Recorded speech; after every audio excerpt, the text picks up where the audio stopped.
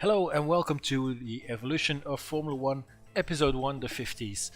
Formula 1 started out as a real championship back in 1950 with Alfa Romeo dominating the first 2 years, first with Nino Farina and then secondly 51 with Argentine Juan Manuel Fangio.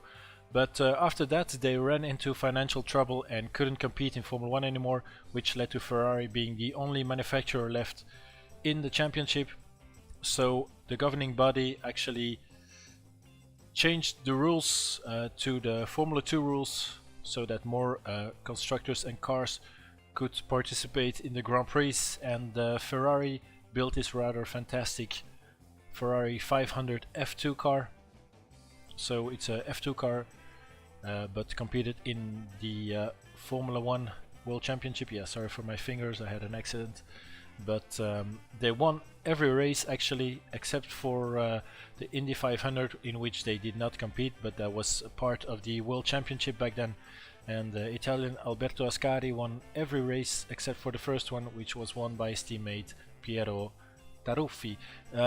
This car, this very model from Exoto, is actually a Formula 2 entered car back in the Grand Prix of Pau, or Pau if you will, which was a French round of the Formula 2 Championship. So, but this car is the same, of course, in which they competed in Formula 1. And yeah, very distinctive with the big radiator grille at the front, and you can see there's even engine starting crank on the model. And yeah, very crude and basic technology, of course. The engine at the front as well, with the exhaust sticking out, and sometimes they went all the way to the back with the exhaust. And the cockpit, yeah, very open, very big wooden steering wheel, almost no protection at all. And the split configuration of the pedals with the drive shaft in the middle and the gearbox to the left there. And of course no safety features like the seat belts, which was not done in those days. The fuel tank behind it, the big fuel tank behind it, and yeah, as I said, very crude suspension, but it all worked just fine. This car was just a marvel, and even sported some aerodynamic things like the little wings on the side, and the windscreen is just a, well, straight up piece of glass. And this very car had these beautiful, rather beautiful bat wings, which I think was only used in Formula 2, so only in the Formula 2 races.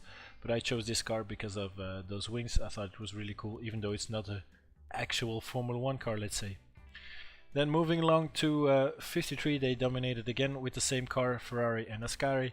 And then in 54, at the French Grand Prix at Reims, Mercedes came in with this rather fantastic W196 car with the yeah, with the wheel covers, so a very aerodynamically interesting car.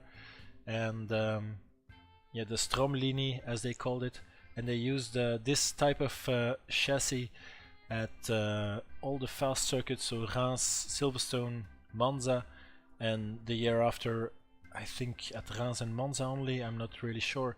But they didn't use the monoposto. They used the monoposto version, so the open wheel version as well during those years.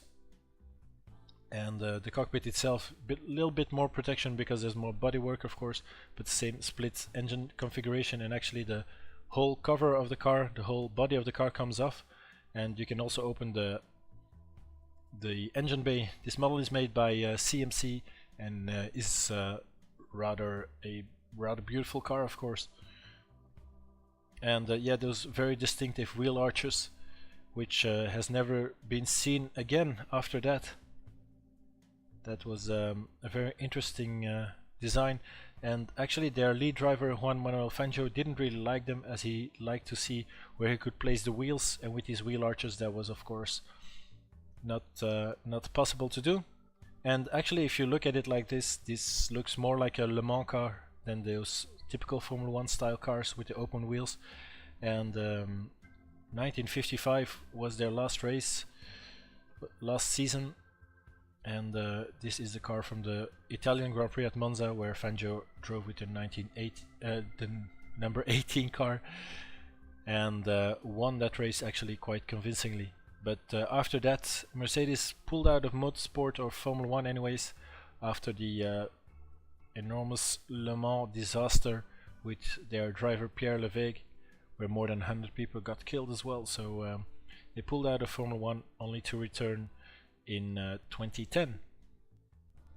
And finally we come to the last model, the 1959 World Champion, the Cooper Climax, at the hands of Australian legend Sir Jack Brabham, and a very, very significant car in Formula 1 history, because this kind of laid the foundations of what is still used today of a rear-engined race car, or a mid-engined race car at least. So the first successful car with the engine at the back, and after that only rear-engined or mid-engined cars won the championships. The cars themselves looked so much more purpose-built as well. They thought about weight. They were much lighter, much smaller, much more nimble as well, and yeah, it's kind of laid the foundations of what Formula 1 was after that, and into the 60s, 70s, 80s, 90s till today actually. So yeah, that was episode 1. Thank you for watching. I hope you enjoyed it, and stay tuned for episode 2. I hope I had a good selection of the 50s car with the Ferrari, the Mercedes and the Cooper, and I'll try to make a good selection as well for the 1960s, and I hope to see you in the next video then. Bye.